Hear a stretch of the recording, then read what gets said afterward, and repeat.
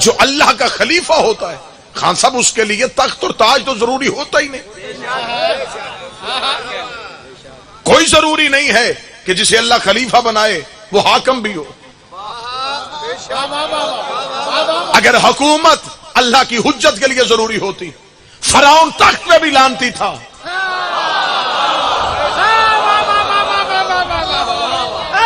موسیٰ جنگلوں میں بھی اللہ کا نبی تھا. عزیز مصر تخت میں بھی ملعون تھا. یوسف قید خانے میں بھی نبی تھا.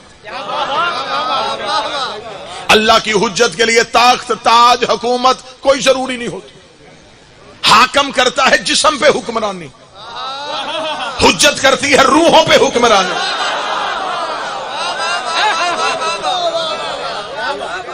اب موسم بھی ہے اور حالات بھی ایسے ہیں, لہذا جلدی جلدی میں نتیجے پہ لے کے جانا چاہوں.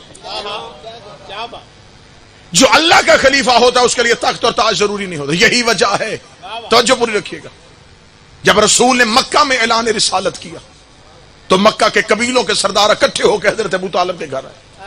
ہم تیرے بھتیجے محمد سے کوئی بات کرنا چاہتے. تنہائی میں جا کے کہنے لگے, اے عبداللہ کا بیٹا, اگر تو کہتا ہے تیرے اللہ کو مانے تو ہم مانتے ہیں, تیرے اللہ کو نہ ماننا ہمارے لیے ضروری نہیں. یہ کوئی شرط نہیں ہے کہ ہم تیرے اللہ کو نہیں مانیں گے, مان لیں گے. ہم اتنے خداؤں کو جو مان رہے ہیں, جہاں اتنے خدا مان رہے ہیں وہاں تیرا بھی ایک مان لیں گے. اور تیرا خدا ماننے کے لیے ہمیں آسانی ہے, تیرا تو نظر بھی نہیں آتا,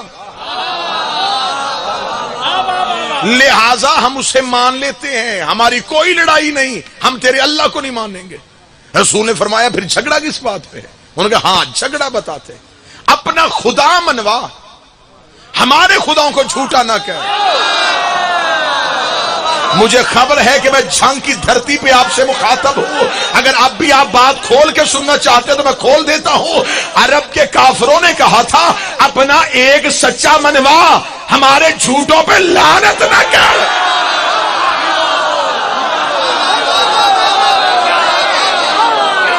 یہ کافروں کا شروع سے پروگرام ہے, کہتے ہیں سچا منوا, جھوٹے پہ لعنت نہ کر. اب جن بندوں کو حلق تک اتحاد آیا ہے, اتحاد ہونا چاہیے, اتحاد ہونا چاہیے, وہ مجھے کسی کتاب سے ثابت کرے نبی سے زیادہ خلق عظیم کا مالک بھی کوئی تھا جس نے پتھر مارنے والوں کو دعا دی. اس نے مکے والوں سے یہ کہہ کے اتحاد نہیں کیا کہ تم بھی اپنے مانے جاؤ میں بھی اپنے مانے جاتا ہوں. اس نے کہا میری نبوت بچے گی نہیں جب تک جھوٹوں پہ لعنت رہے گی.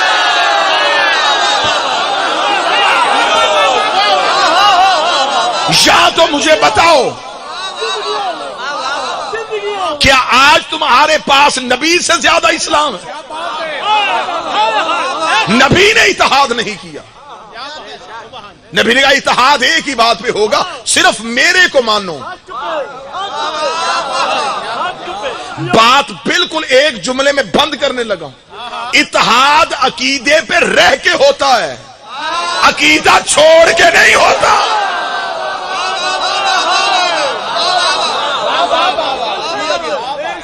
یہ کون سا اتحاد ہے جو آج ہو رہا ہے؟ جو آل محمد کا گستاخ ہو اسے بھی سزا ملنی چاہیے. لہذا تو ہمارے پیروں کے ساتھ کچھ ایسے لوگوں کو بھی بچانے کی کوشش کر رہا ہے. میں ممبر سے کہہ رہا ہوں تو آل محمد کی عزت نہیں کرنا چاہتا, نہ کر. تو شیعوں کی وجہ سے علی کو نہیں مانتا,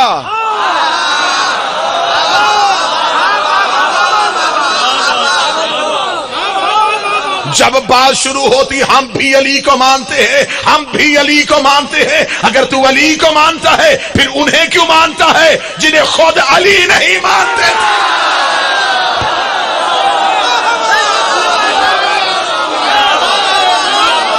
علی ولی اللہ ڈٹ جانے کا نام ہے.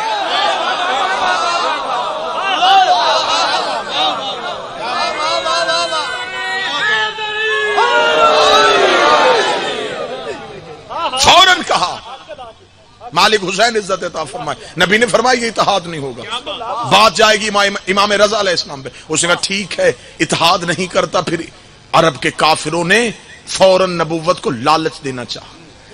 तमहीद मेरी वही है, इसी पे मैंने नतीजा देना है कि हुज्जत को तख्त और ताज नहीं चाहिए।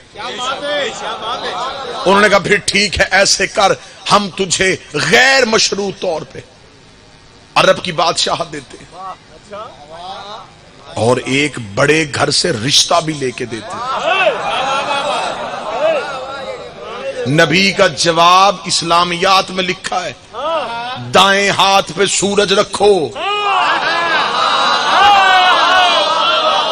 बाएं हाथ पे चांद रखो, मैं फिर भी तुम्हारी हुकूमत को ठोकर मार दूंगा। तुम क्या समझते हो तो मेरी तरफ तुम्हारी हुकूमत के लिए मैं मजहब छोड़ दूं? इन्होंने पहली बार पहले नबी को, पहली हुज्जत को, 14 में से पहले को हुकूमत का लालच दिया। नबी ने ठोकर मार दी। यही हुकूमत अली के दरवाजे में भिखारी बन के आ गई। अली ने फरमाया उठाओ अपनी जख्मी ऊंटनी को, तुम्हारी ये हुकूमत मेरे नजदीक बकरी के नाक से बहते हुए पानी से भी कमतर है। यही हुकूमत दुल्हन बन के हसन के सामने आ गई। हसन ने चेहरा फेर के कहा तुझे नहीं पता जिसे बाप तलाक दे वो बेटों पे हराम हो जाए। यही हुकूमत धमकी बन के हुसैन के सामने आ गई। हुसैन ने करबला में 72 से 9 लाख को शिकस्त दे दी। यही हुकूमत सज्जाद के सामने रोब बन के आ गई। सज्जाद ने शाम की गलियों में रोल के मार दी। यही हुकूमत बाकर के सामने आई, बाकर ने कमसनी में शिकस्त दे दी। यही हुकूमत जहालत बन के जाफर सादक के सामने आई, जाफर ने खुतबों से उड़ा के रख दी। यही हुकूमत काजम के सामने आई, काजम ने हिकमत अमली से तब्दील कर दी। रजा का दौर आया, वही मक्के वाले काफर, वही मजाज मुसलमानों के लिबास में रजा के सामने आके कहते हैं हुकूमत भी ले ले, रिश्ता भी ले ले।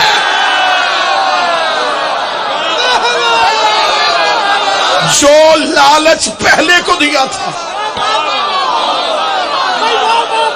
वक्त के दामन में वुसअत नहीं थी। मैंने लम्हों में आपको तारीख का सफर करवा दिया। मैंने एक एक हुज्जत का दौर नहीं पढ़ा, हर हुज्जत ने तख्त को ठोकर मारी। फरमाया जब पहले मोहम्मद ने कबूल नहीं की,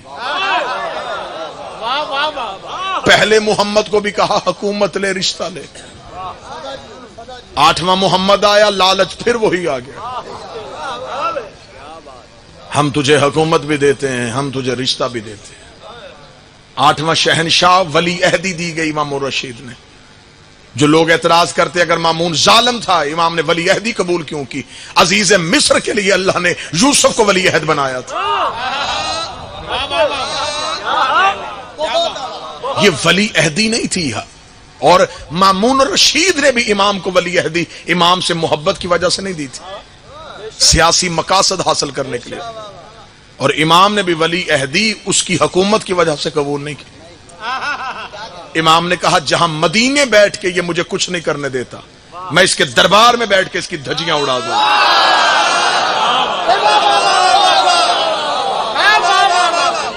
मदीने इमाम से मिलने पे पाबंदी, और उसी इमाम को वलीअहद बना के सल्तनत का मालिक बना के दरबार में बिठा दिया।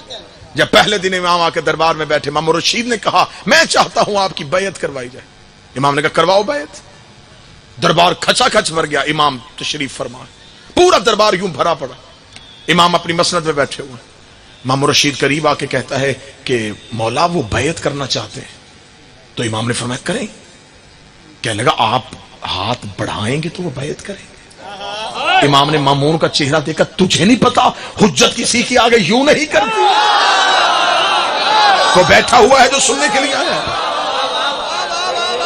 इमाम वक्त किसी के आगे यूं नहीं करता, जो इमाम रजा सुनने के लिए आए। इमाम रशीद ने कहा फिर बैयत कैसे होगी? इमाम ने कहा ऐसे नहीं। कहने लगा मौला हम तो ऐसे ही करवाते हैं, हमारे तो जितने भी गुजरे सब ने ऐसे करवाई। इमाम ने तुम ऐसे करवाते हो, हम तो गदीर से ऐसे ही करवाते हैं।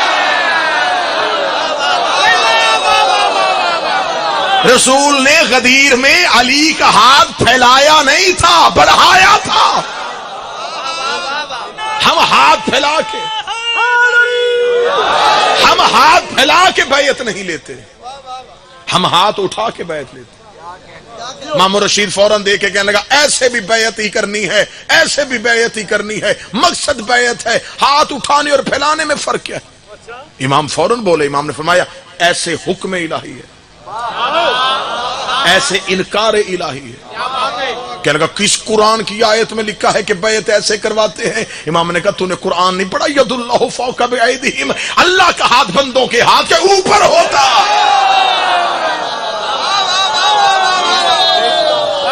یہ بیعت خلافت والے کرواتے تھے، یہ امامت والے کرواتے تھے، یہ سقیفہ سے شروع ہوئی تھی، یہ غدیر سے شروع ہوئی تھی۔ جنگ میں جملہ ضائع ہو گیا، میں دکھ لے کے جاؤں گا۔ اب پتا چلا کہ علم پہ ہاتھ کیوں ہے۔ بادشاہ حسین تمہارے ہاتھوں کو سلامت رکھے۔ غازی آج بھی 12ویں کی بیعت لے رہا ہے۔ بندے الیکشن میں ووٹ مانگنے کے لیے آتے، ہر دروازے پہ ڈور ٹو ڈور کمپین۔ ایک دروازہ ایسا آتا ہے کہ امیدوار کا نظر اٹھتی ہے، اوپر ایک پرچم لگا ہوتا، امیدوار تھا پی ٹی آئی کا، پرچم ہے مسلم لیگ نون کا۔ مجھے بول کے بتاؤ وہ دروازہ دستک دے گا؟ وہ گزر جائے گا۔ لوگ کہیں گے یہ گھر رہ گیا، وہ کہتا چھوڑو، انہوں نے اعلان کر دیا ہے۔ اللہ جانے میں جھنگ میں بیٹھا ہوں یا کہاں بیٹھا ہوں، انہوں نے اب اعلان کر دیا ہے، نہ یہ روب میں آئیں گے نہ یہ لالچ میں آئیں گے۔ اب انہوں نے چھت پہ پرچم لگا کے اعلان کر دیا ہے ہمارا تعلق کس پارٹی کے ساتھ ہے۔ ہم شیعہ چھتوں پہ علم اس لیے لگاتے ہیں کہ علی کا منکر علم دے کے سمجھ جائے، دروازے کی دستک نہ دینا۔ یہ سقیفے والا گھر نہیں، غدیر والا گھر۔ یہ اب بکیں گے نہیں، یہ اب جھکیں گے نہیں۔ مولا حسین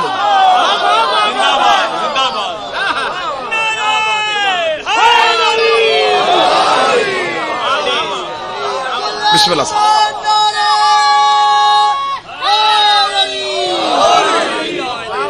بسم اللہ صاحب۔ بیعت کروائی جا رہی ہے۔ امام کی بیعت ہو چکی، بیٹا بڑی جلدی ہے، بڑی جلدی ہے۔ بیعت ہو چکی امام کی، اب امام ولی عہد ہو چکے ہیں۔ اب دربار میں امام نے مامون رشید سے کہا سیاست کے معاملات کو تو چلائے گا، مذہب کے معاملات کو میں چلاؤں گا۔ آل محمد کے ہاں سیاست نہیں ہوتی، سیاست میں کبھی جھکنا پڑتا ہے، کبھی رکنا پڑتا ہے۔ امامت کے ہاں تغیر نہیں ہوتا۔ امام نے فرمایا سیاست تو کرے گا، مذہب کے معاملات میں تو نہیں آئے گا۔ ہاں لشکر بھیج، جو کرنا ہے کر، سیاست کر، شریعت پہ فتویٰ نہ دینا، مذہب کا کوئی مسئلہ نہ بتانا۔ وہ جب تک میں بیٹھا ہوں مذہب ہم بتائیں گے۔ اب دیکھا امام کا ولی عہدی قبول کرنے کا جواز کیا تھا۔ وہ تخت پہ حکومت کر رہا تھا، امام اسی کے دربار میں مذہب اہل بیت پھیلا رہے تھے۔ مامون رشید دربار میں بیٹھا ہوا ہے، چند لوگ دربار میں داخل ہوئے۔ مامون تو خلیفۃ المسلمین ہے، تو حاکم وقت ہے، تجھے تو چاہیے کہ مسلمانوں کے جو پریشانی کے حالات ہوں ان میں تو ان کا ساتھ دیں۔ کہنے لگا ہاں بولو کیا بات ہے؟ انہوں نے کہا قحط پڑ گیا ہے، بارش نہیں ہو رہی، تو بارش بھیج۔ بالکل مجھے خبر ہے کہ میرے لفظ ریکارڈ ہو رہے ہیں، اور جب سے یہ سوشل میڈیا کا دور آیا ہے اب لفظوں سے بھی آپ کو پہرے دینے پڑتے ہیں۔ بالکل عین وہی لفظ میں پڑھنے لگا ہوں، آپ کو ہنسانے کے لیے نہیں، تاریخی حقیقت یہی ہے۔ انہوں نے کہا بارش تیرے کہنے پہ نہیں آ سکتی۔ مامون رشید پہلے ہی جلا بھنا تھا کہ ولی عہدی دی اور میری سلطنت کا بیڑا غرق ہو رہا ہے۔ دیکھے کہ لگا میں اللہ کے کاموں میں ٹانگ نہیں اڑاتا، میں قدرت کے معاملات میں دخل اندازی نہیں کرتا۔ بارش برسانا اللہ کا کام ہے، بندوں کا کام نہیں۔ جاؤ واپس. لوگ نکل رہے تھے, رضا داخل ہو رہے تھے.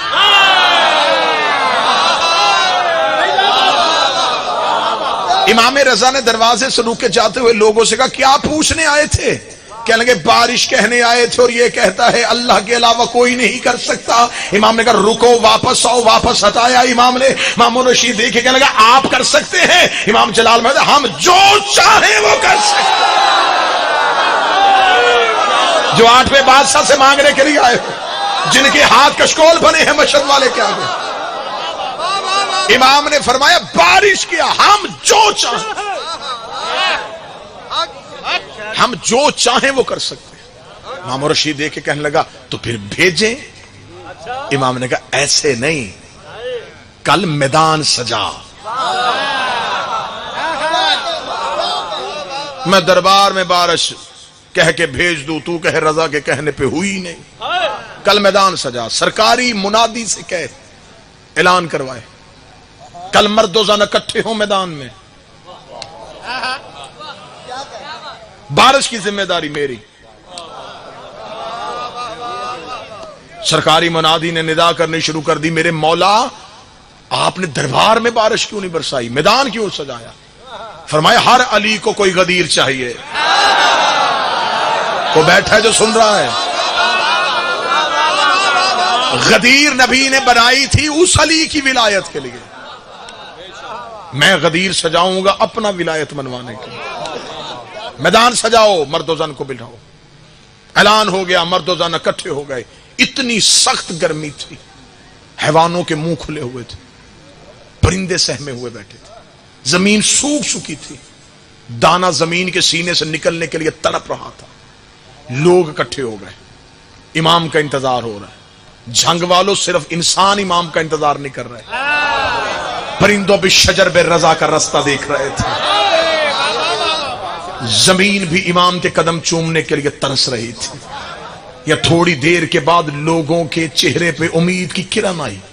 امام رضا اپنے گھر سے نکلے, لوگوں نے امام کی طرف دیکھا, سر پہ رسول والا امامہ, کاندھے پہ ابو طالب والی چادر, ذوالفقار حیدری کو حمائل کیا ہوا, چہرے پہ حسن کا حسن سجا ہوا, آنکھوں میں حسین کی کریمی لی ہوئے, ماتھے پہ سجاد کے سجدے کا نشان, سینے پہ باکر کا حلم, زبان پہ جعفر کی صداقت, ہاتھوں پہ کاظم کی عطا, توحید کے تیور.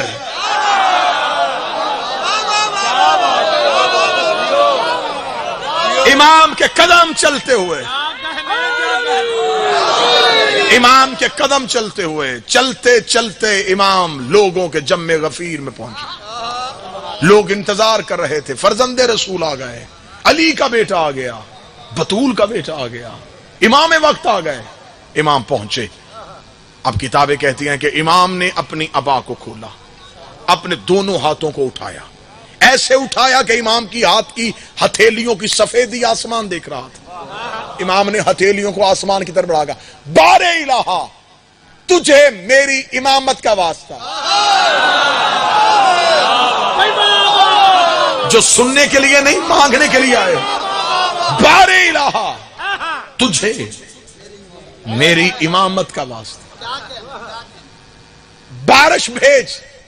یوں ہاتھ اٹھے, کتابیں کہتی ان انگلیوں کے ساتھ بادل کے ٹکڑے چلنے شروع ہوئے.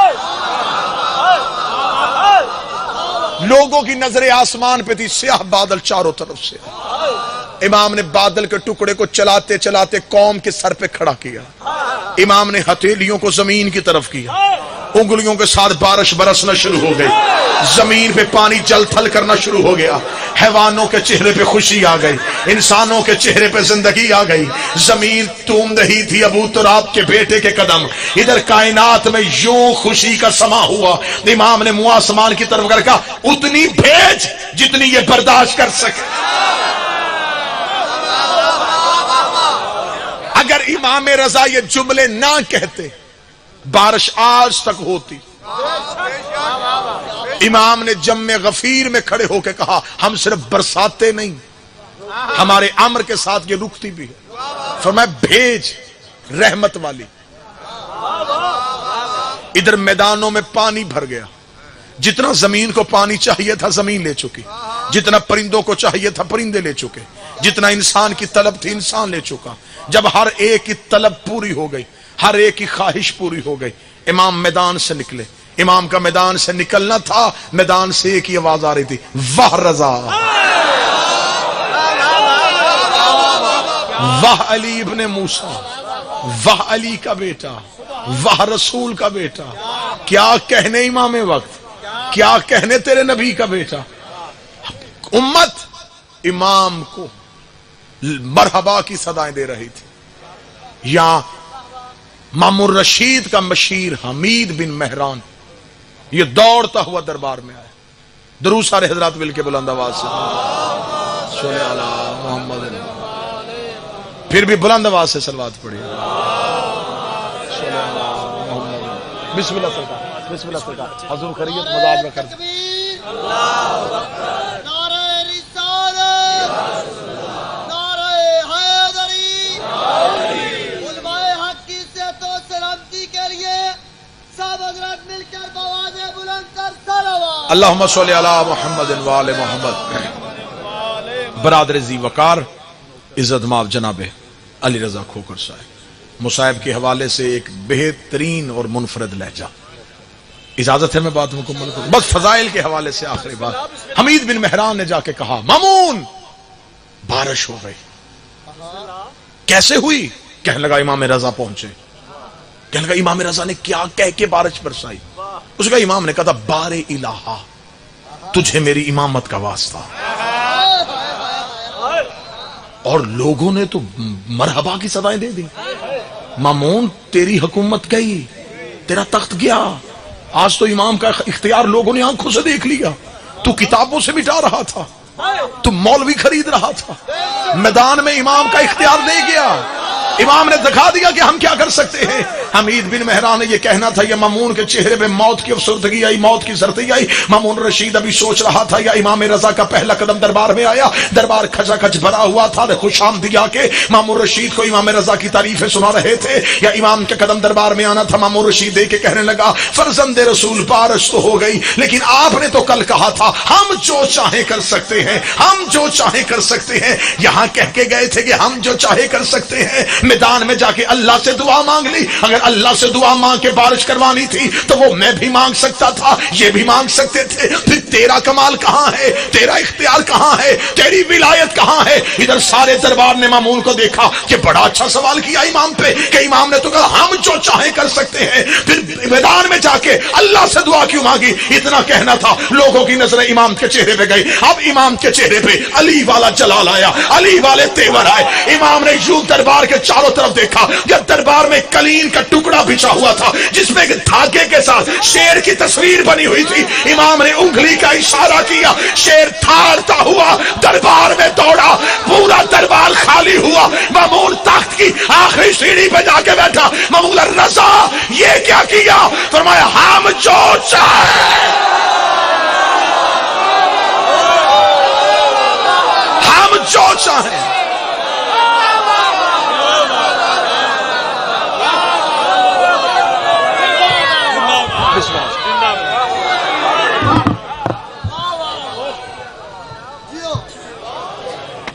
ہم جو چاہیں وہ کر سکتے۔ میدان میں الوہیت کو منوایا، دربار میں ولایت کو منوایا، بھرے میدان میں اللہ منوایا، اور پھر دربار میں آ کے اپنی ولایت کو منوایا۔ دشمن کے دربار سے جو مرحبا کی صدائیں سنتا ہو اسے رضا کہتے ہیں۔ امیر ترین امام، 8 صحن، مشہد میں امیری، نوکروں کا بادشاہوں جیسا استقبال، سونے کے دروازے اور چاندی کی زری، اور زیارت پہ لکھا ہے السلام علیکہ یا غریب الغرب۔